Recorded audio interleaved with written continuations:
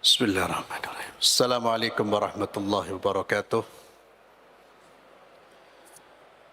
إن الحمد لله نحمده ونستعينه ونستغفره ونعوذ بالله من شرور أنفسنا ومن سيئات أعمالنا. من يهده الله فلا مضل له ومن يضلل فلا هادي له. وأشهد أن لا إله إلا الله وحده لا شريك له. وأشهد أن محمدًا عبده ورسوله لا نبي بعده وبعد. Ikhwani fillah azzalallahu wa iyyakum, kita masih membahas kitab Sahih Targhib wa Tarhib dan masih membaca hadis-hadis yang terkait dengan perintah untuk berpegang teguh dengan ajaran Nabi dan menjauhi perkara-perkara yang tidak pernah diajarkan oleh Nabi.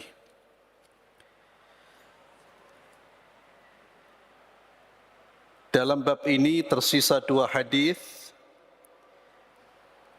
Yang pertama dari Irbad bin Sariyah bahwa dia mendengar Rasulullah sallallahu alaihi wasallam bersabda, "Laqad taraktukum ala mithlil bayda, lailuha kanahariha la yazighu anha illa halik."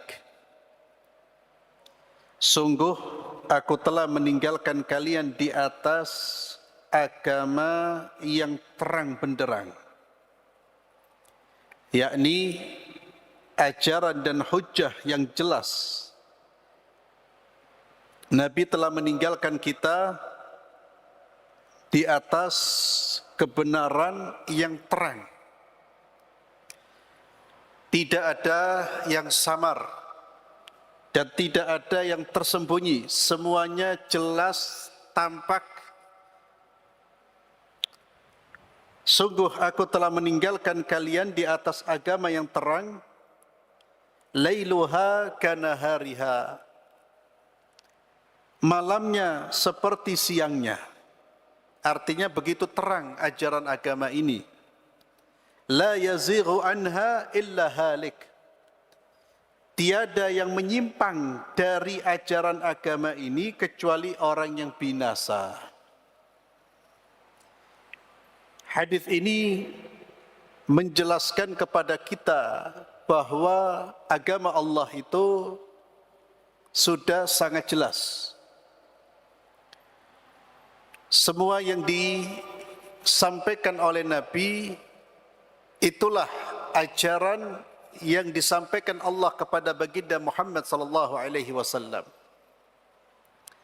Nabi tidak menyembunyikan satu ajaran pun. Nabi tidak menyembunyikan satu kebaikan pun. Seluruh kebaikan dan seluruh perbuatan yang mendekatkan diri kita kepada Allah itu sudah dijelaskan oleh baginda Muhammad sallallahu alaihi wasallam.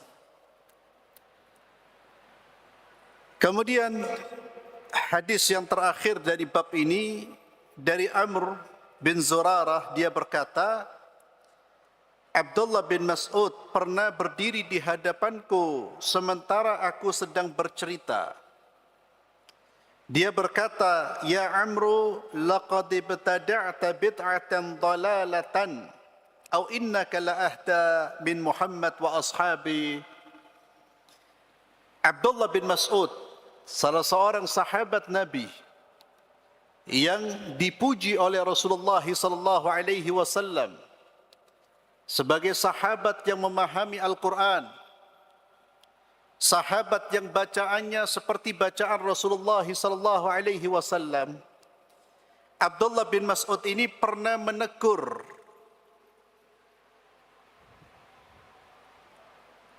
seseorang, Amr bin Zurarah, dengan teguran, "Ya Amru, wahai Amr, sungguh kamu telah melakukan bid'ah yang sesat, atau kamu lebih meraih petunjuk daripada Muhammad dan sahabat-sahabatnya." Ya. Ini pertanyaan yang tentunya tidak perlu dijawab. Pilihanmu itu, perbuatanmu ini, amruh dinilai oleh Abdullah bin Mas'ud. Ini tentu sepeninggal Rasulullah sallallahu alaihi wasallam. Amru dinilai oleh Ibnu Mas'ud melakukan perbuatan yang menyimpang. Maka perbuatanmu ini perbuatan yang menyimpang. Kalau kamu tidak menganggap ini menyimpang, berarti kamu lebih mengerti tentang agama daripada Rasul dan para sahabatnya. Kenapa? Karena perbuatanmu ini tidak dilakukan oleh Rasul dan para sahabatnya. Ini pertanyaan yang tentunya sebagai teguran. Maka jangan mendekatkan diri atau melakukan ibadah yang tidak pernah disyariatkan oleh baginda Muhammad sallallahu alaihi wasallam. Karena agama ini sumbernya adalah Al-Quran dan hadis yang kemudian dipahami, dijelaskan oleh para ulama. Sumber utamanya Al-Quran dan hadis. Maka seluruh ibadah, ketaatan itu harus ada payung hukumnya. Harus ada syariat yang betul-betul menjelaskan bahwa ini ibadah ini dianjurkan. Jika tidak ada di dalam syariat anjurannya, maka jangan dianggap itu agama. Karena agama kita ini sudah lengkap, sudah sempurna, tidak perlu ditambah, tidak perlu dikreasi. Allah Azza wa Jalla mengingatkan di dalam surat Al-Maidah ayat 3, A'udzubillahi minasyaitonir rajim, Al-yawma akmaltu lakum dinakum wa atmamtu 'alaikum ni'mati wa raditu lakumul Islam dina. Al-yawma akmaltu lakum dinakum. Kata Allah, hari ini aku telah sempurnakan agama kalian. Al-yawma akmaltu lakum dinakum wa atmamtu 'alaikum ni'mati. Aku sempurnakan nikmatku atas kalian. Jadi agama ini sempurna. Sesuatu yang sempurna tidak perlu ditambah dan jangan dikurangi. Maka kebaikan bagi seorang muslim itu terletak pada ittiba, mengikuti saja, jangan menambah-nambah. Kalau kita ingin mendekatkan diri kepada Allah, maka dekatkan diri kita kepada Allah dengan ibadah-ibadah yang disyariatkan oleh Nabi Muhammad sallallahu alaihi wasallam. Jangan pernah menganggap satu ibadah bisa mendekatkan diri kepada Allah jika tidak pernah disyariatkan oleh Nabi Muhammad sallallahu alaihi wasallam. Ma'asyiral muslimin a'azzallahu wa iyyakum. Pertanyaan Abdullah bin Mas'ud ini juga sebagai peringatan buat kita. Kalau kita melakukan perbuatan yang menyelisihi syariat, menyelisihi ajaran Nabi, itu seolah-olah kita menganggap diri kita lebih baik daripada Nabi. Seolah-olah agama ini belum sempurna sehingga perlu tambahan kita. Perlu ajaran baru yang kita ciptakan. Padahal ajaran Allah sudah sempurna. Maka tugas kita hanya mempelajari dan mengamalkan apa yang sudah diajarkan, dipraktekkan oleh baginda Muhammad sallallahu alaihi wasallam. Itu tugas kita. Beragama ini mudah. Mudah. Karena kita tidak perlu untuk menciptakan sesuatu yang baru. Cukup manut, ngikut. Ya. Ikuti saja. Berbeda dengan urusan duniawi. Urusan duniawi tidak ada yang namanya bid'ah dhalalah. Urusan duniawi justru dianjurkan membuat kreasi, menciptakan hal-hal yang baru yang bisa memudahkan urusan kaum muslimin. Silakan. Tapi jangan dalam urusan agama. Maka Allah mencela pendeta-pendeta, ulama-ulama dari kalangan agama-agama yang lain selain Islam yang mereka menciptakan ajaran-ajaran baru. Karena itu bukan haknya mereka. Tidak ada hak untuk berbicara, untuk mengatakan ini agama kecuali baginda Muhammad SAW. Ulama hanya boleh mengikuti Nabi. Dia tidak boleh kemudian menambah-nambah. Dan itulah yang dilakukan oleh ulama-ulama kita. Yang dilakukan oleh Imam Abu Hanifah, Imam Malik, Imam Syafi'i, Imam Ahmad. Mereka adalah ulama-ulama yang selalu berupaya untuk menjelaskan agama ini sesuai dengan tuntunan Al-Quran dan Sunnah. Mereka tidak berani, para imam-imam itu kemudian menambah-nambah ajaran agama. Mereka hanya menjelaskan. Mereka menjadi orang-orang yang menghubungkan antara wahyu dengan orang-orang awam. Karena orang awam tidak bisa langsung mengkaji langsung Quran dan hadis. Tidak bisa. Tapi melalui ulama. Ulama-ulama yang selalu menggali isi Al-Quran dan hadis adalah ulama-ulama yang kita kenal. Di antaranya 4 madhab. Di antaranya. Tapi tidak terbatas hanya mereka. Ya.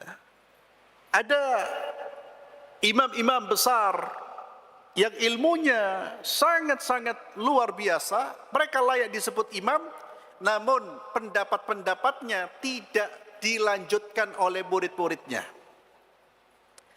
Jadi yang menyebabkan 4 imam atau kaum muslimin mengenal 4 imam ini karena ajaran-ajaran mereka itu diwariskan kepada murid-muridnya, dan murid-murid itu mewariskan kepada generasi-generasi berikutnya dan tercatat.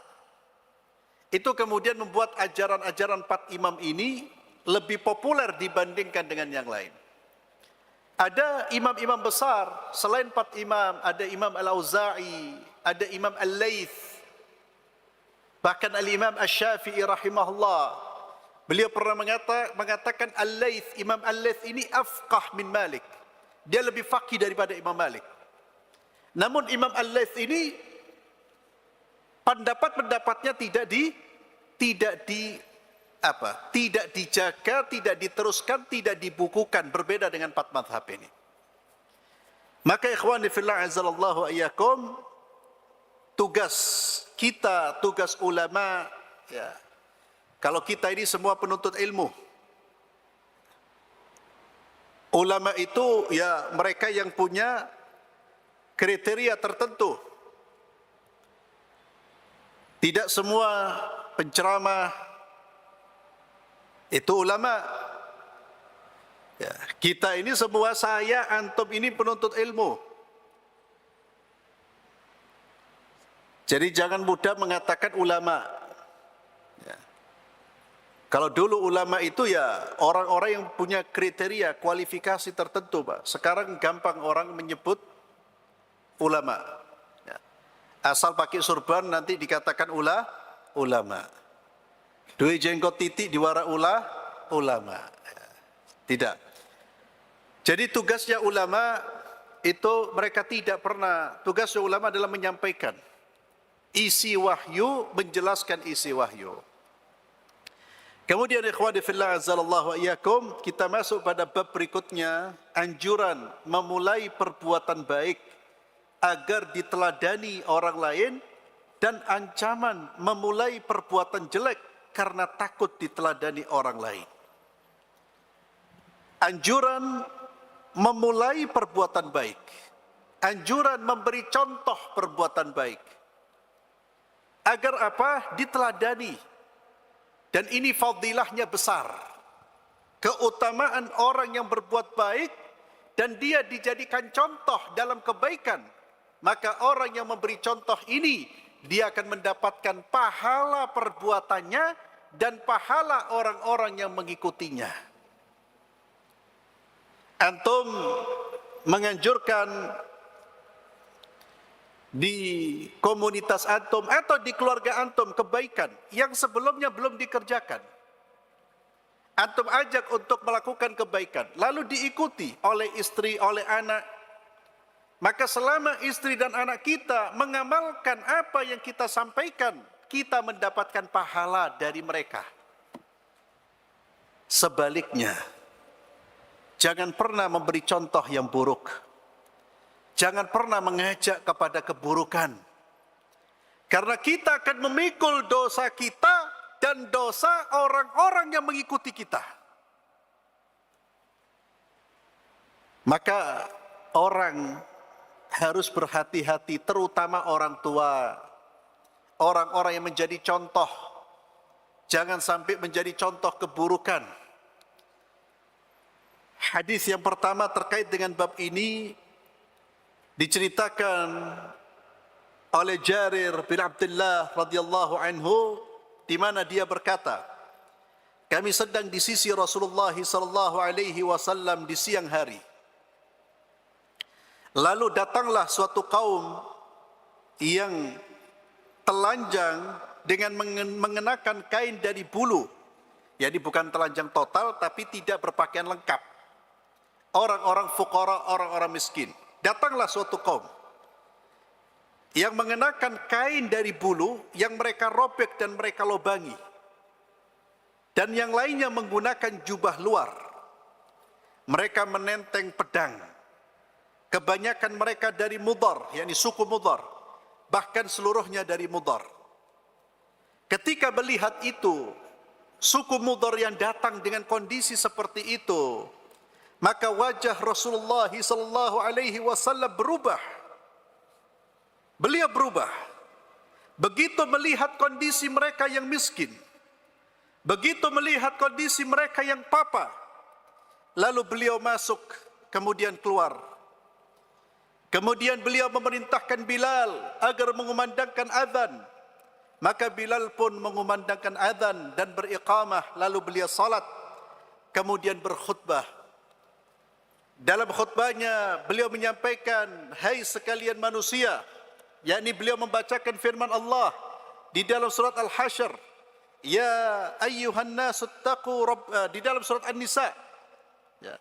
Kemudian beliau membacakan surat Al-Hasyr, ya ayyuhan nasu taqu rabbakumul ladzi khalaqakum min nafsi wahidah. Dalam surat An-Nisa ayat pertama, wahai seluruh manusia, bertakwalah kalian kepada Allah yang telah menciptakan kalian dari jiwa yang satu.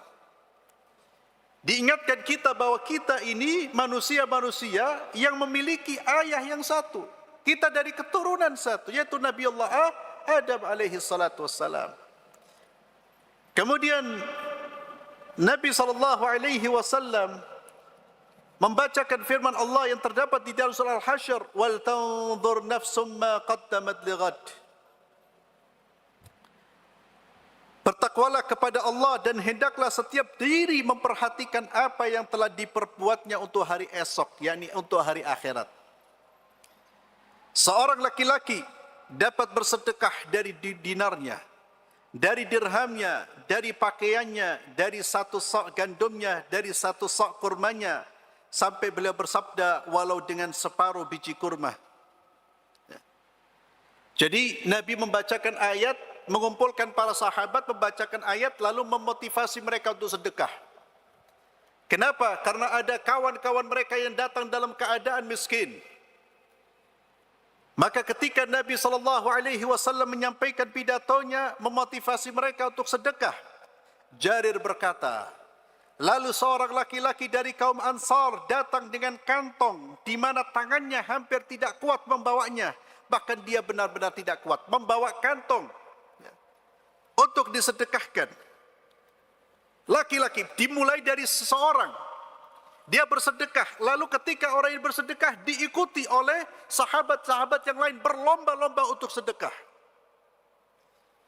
Kemudian orang-orang datang silih berganti bersedekah, sehingga aku melihat dua tumpuk besar dari makanan dan pakaian, sampai aku melihat wajah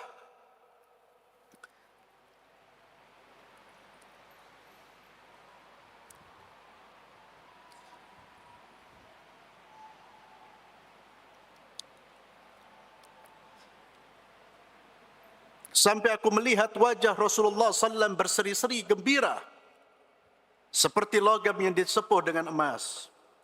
Maka Rasulullah SAW bersabda, barang siapa memulai melakukan sunnah yang baik dalam Islam, maka dia mendapatkan pahalanya dan pahala orang yang mengamalkan sesudahnya tanpa berkurang sedikit pun dari pahala-pahala mereka. Dan barang siapa memulai melakukan sunnah yang buruk, sunnah yakni ajaran yang buruk, memberi contoh yang buruk dalam Islam, maka dia memikul dosanya dan dosa-dosa orang yang melakukannya tanpa berkurang sedikit pun dari dosa-dosa mereka. Hadis ini diriwayatkan oleh Imam Muslim, An-Nasa'i, Ibnu Majah, Tirmidzi, ya, dan dengan kisah yang ringkas.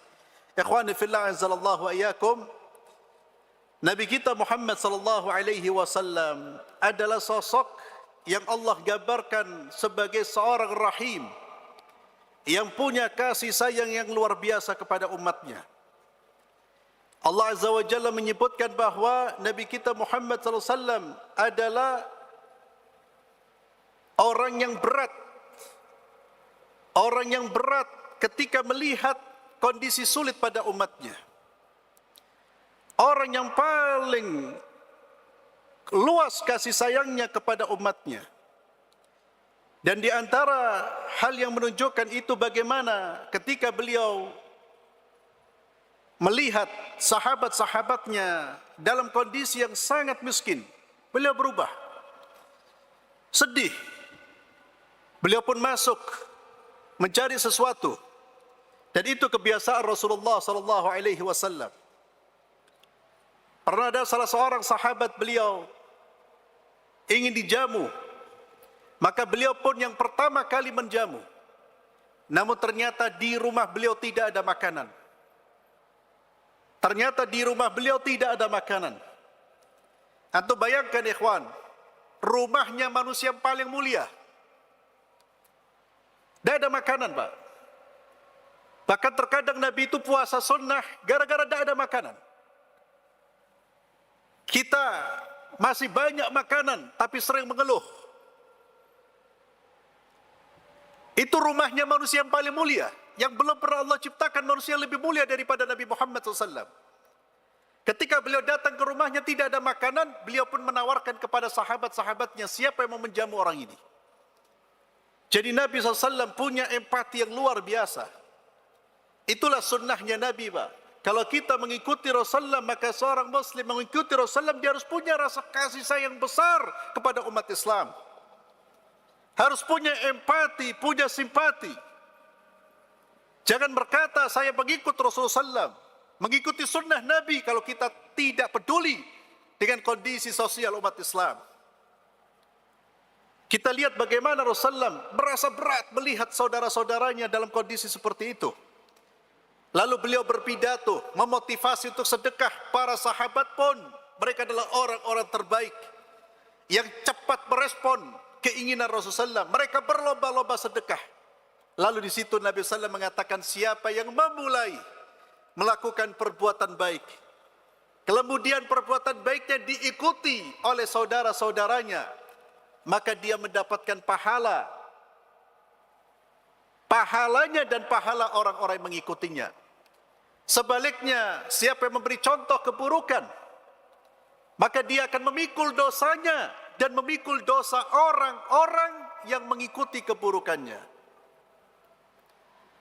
Ini motivasi buat kita untuk menjadi orang yang memberikan contoh yang baik. Fadilahnya besar. Bahkan orang yang mengajarkan kebaikan, yang memberi contoh kebaikan, dia akan mendapatkan pahala dari orang-orang yang mengikutinya walaupun dia sudah meninggal dunia. Nabi kita Muhammad SAW, beliau pernah bersabda, "Idza mata ibnu Adam inqata 'amalu illa min thalath." Jika anak Adam meninggal dunia, maka terputus amalnya kecuali dari 3 hal. Shadaqatul jariyah, sedekah jariyah. Sedekah jariyah adalah sedekah yang manfaatnya terus bergulir. Manfaatnya bisa dimanfaatkan terus. Yang kedua adalah ilmu yuntafa'u bih, ilmu yang dimanfaatkan. Itulah. Dan yang ketiga adalah anak saleh. anak saleh yang berdoa untuk orang tuanya, maka orang muslim yang paling bahagia adalah orang muslim yang ketika dia meninggal dunia, dia tetap mendapatkan aliran pahala.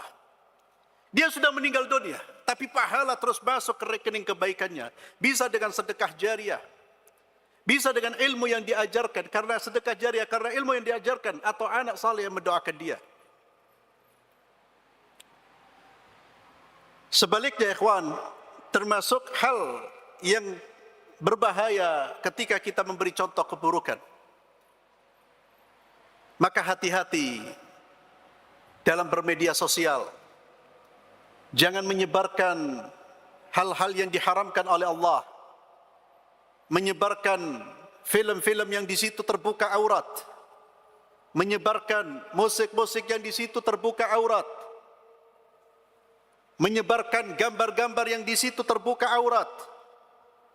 Antum menyebarkan, lalu orang berbuat dosa gara-gara sebaran antum, antum menanggung dosanya dia. Ikhwani fillah, kita saja tidak mungkin bisa memikul dosa kita di hadapan Allah. Bagaimana kita memikul dosa orang lain? Kalau kita belum mampu untuk meninggalkan kemaksiatan, kalau belum mampu, jangan pernah mengajak orang lain berbuat maksiat kepada Allah Subhanahu wa taala. Wallahu a'lam bissawab. Terakhir dengan doa kafaratul majlis. Subhanakallahumma bihamdik asyhadu an la ilaha illa anta astaghfiruka wa atubu ilaik. Assalamualaikum warahmatullahi wabarakatuh.